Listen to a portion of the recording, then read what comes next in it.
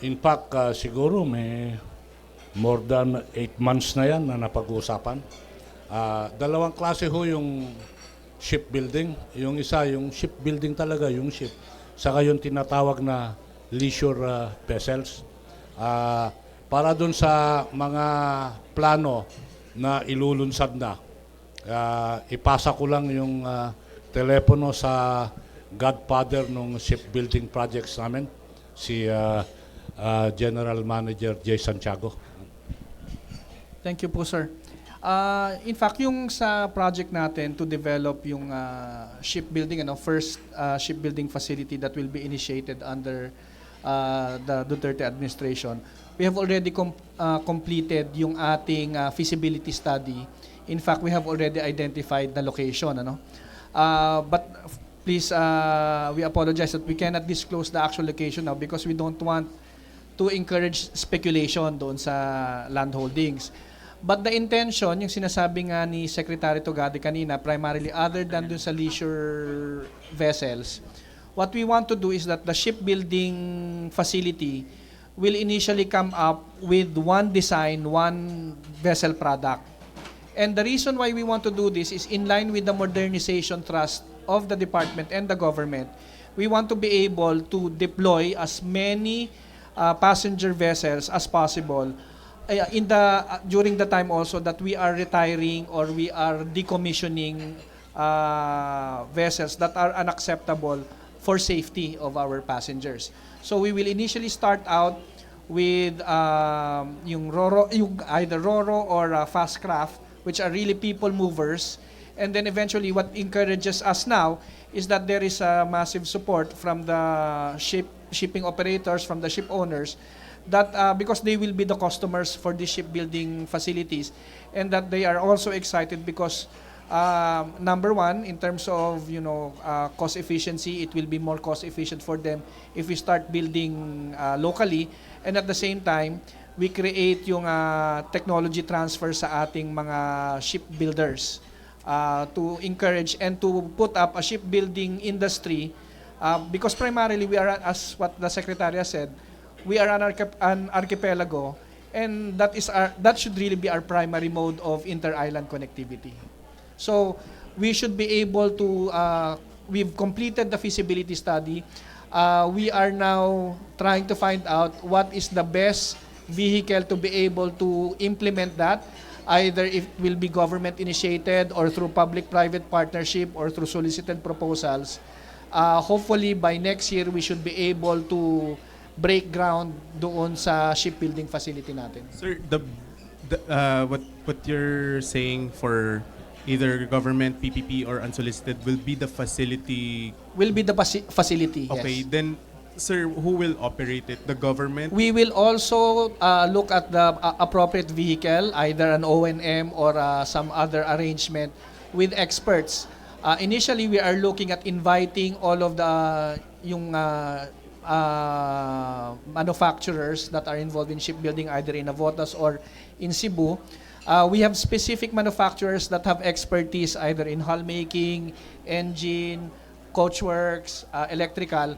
We want all of them to come together to come up with one product for that facility so that may efficiency tayo. It will be like an assembly line that everybody will participate, and there will be no competition amongst all the manufacturers. How big is this facility, sir, and how much would the cost for building it be? Initially, the area is about 10 hectares ang na-identify natin. And based on the initial development plan, of course hindi kasama yung equipment at saka yung manpower, etc. We're looking at an initial investment of about 300 million pesos. No, because we expect those who will come in, that will be initiated by government or PPP, no, but those who will come in, we anticipate that they will be bringing in their equipment, their expertise, because they are the ones who really know how to jumpstart the manufacturing process. Good morning. Gerard de la Peña from TV5. Secretary, I was browsing through my notes and as early as 2017, napag-usapan na po yung pag-phase out ng mga wooden hull vessels. This time po, paano po yung implementation nito? May memorandum po ba or paano po? Actually, may department order na yan. At on the basis of that department order, which was issued 2016, ngayon, humihingi ako ng todo-todong tulak para ma-implement yan. Kailangan ho talaga ma-implement na yung no-hull. Remember, yung sinabi ko, yung tratado dun sa mga mangingisda, iba ho yun. Kasi iba yung nature nung wooden hull nila dun sa wooden hull na ginagamit sa pampasahero. Morning, Secretary Melo Acuña from Asia Pacific Daily. Can you please update us on the latest about Hyundai because they have the facilities in Central Luzon? Are we going to utilize this because you're into shipbuilding as well? Thank you. Yung Hyundai ho, pinag-uusapan ng pamahalaan yan at kung saan nagkakaroon ng ugnayan, kasama na yung DTI. Wag ko na lang hong pangunahan yung tinatawag na result of government position pagkat ang involvement ho ng Department of Transportation hindi ho primary and direct sa proyekto na yan. So it's DTI or Department of Labor? Pag industry po, DTI, pag employment ho, labor. So kakaroon ho yung mga interdepartmental ugnayan yan ng labor, DTI, mga banking systems, yun ho yung mga ugnayan dyan.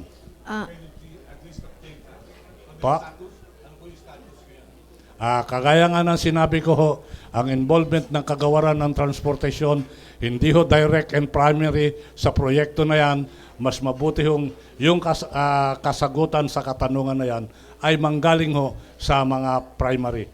Baka ho matalisod ako pag kanyan. Gusto mo ba matalisod ako?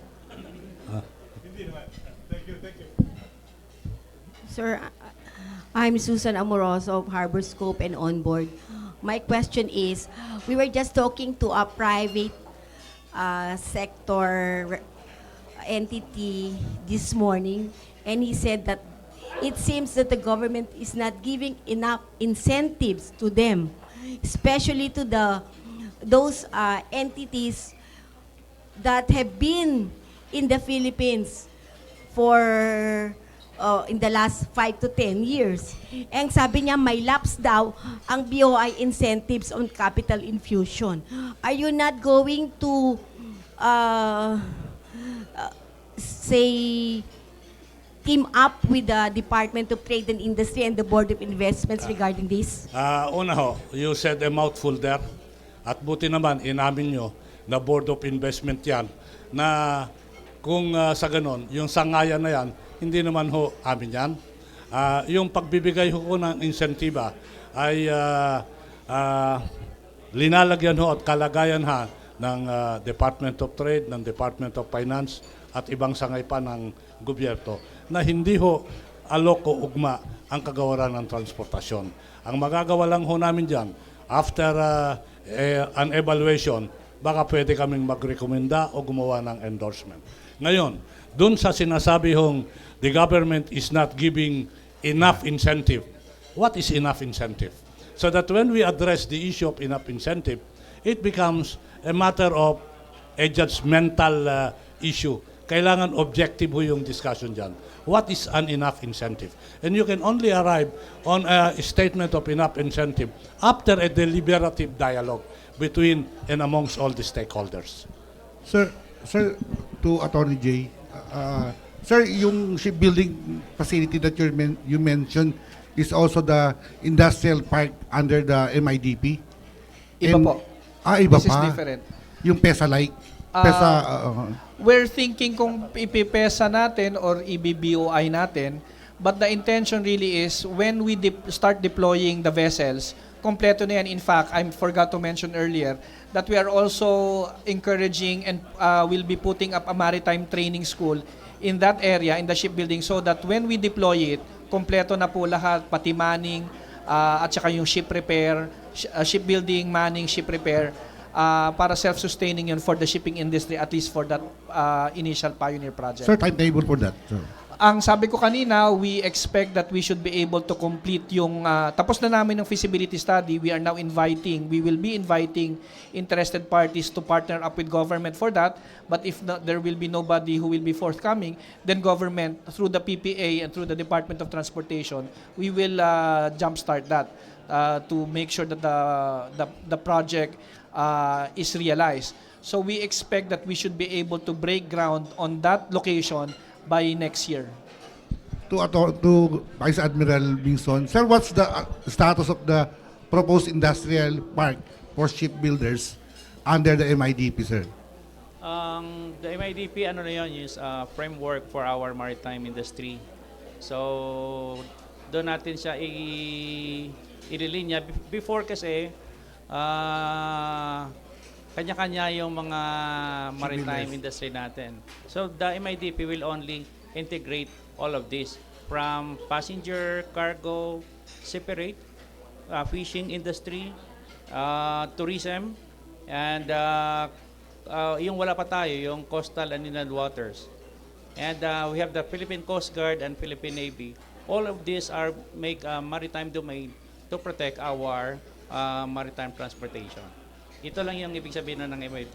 Is a policy framework to integrate all of the maritime agencies and stakeholders into one. Thank you. Alright. Kay Secretary Togade, Sir, Lawrence Tanhoco, Radyo Pilipinas. Sir, ano pong ipapalit natin doon sa mga mga kahoy na bangka? Opo. Initially, sinabi ko ho dyan, RORO, yung roll-on, roll-off. Ito ho, mas stable, mas secure, mas safe. Isa hong ina-address namin dyan, yung number one is the seating capacity of the RORO vessel. Ano ba yung barest economical number or yung malaki? Pero habang ina-address mo yung seating capacity, kailangan addressin mo rin yung daungan, yung puerto, kung saan sila pwedeng mag-atraka. Kasi ho, alisin ho natin sa isipan natin na pag may tubig, meron ng RORO. Titignan po ho nyo yung tinatawag nilang depth at titignan yung approaches. Yun ho, sinisimulan at gagawa namin in close coordination with PPA and DOTR. Sir, yung mga mga bangka na pang tourist, for example sa Palawan na mga dekahoy din na bangka, El Nido, will it be affected as well? Alam mo, kailangan ibalanse natin yung pangangailangan ng turismo sa safety ng pasahero. Tanong, kung malalagay into jeopardy yung kaligtasan ng mga pasahero, bakit mangingibabaw ho yung estado na yan sa Palawan? Kailangan ibalanse ho natin yan. Kasi pwede ka naman magkaroon ng RORO na yung outer ko niyan is yung mga bangka. Alam mo ibig ko sabihin? But ang importante, yung kaligtasan ng mananakay. Thank you, sir. Last question from CNN Philippines. Hi, Sir McCoy again, CNN Philippines. And thank you for attending our business forum pala. May kwan yata, mamaya. I think, yeah. Sir, tanong ko, I know you've been wanting to expand RORO operations, right, to promote maritime safety. But sir, question is, do we have enough supply ng RORO vessels and Alam mo, companies to provide such magugulat service? ka, Makoy, nung I brought up that idea and that plan to pursue the plan amongst operators. Agaran na tiyempo, merong isang operator, hindi ko na lang sasabihin yung pangalan, available yung RORO para sa Iloilo Guimaras, di ba? Naka-deploy na ba yun? Naka-deploy na yun. So, kasi nare-realize, may past scrap din yan, ha? May RORO na, may past scrap. So, meron ho yan. Bigyan lang natin sila ng pagkakataon, maparating yung mga RORO at mga past scrap. Pero kung may interest ho yung mga negosyante, meron naman po. So may enough naman na supply, sir, ng mga ganito ho yan. vessel at kumpanya. Halimbawa sa bangka, ilang pasahero ng 3 bangka, pagkasyahin mo sa isang RORO. Yung may mga ratio yan.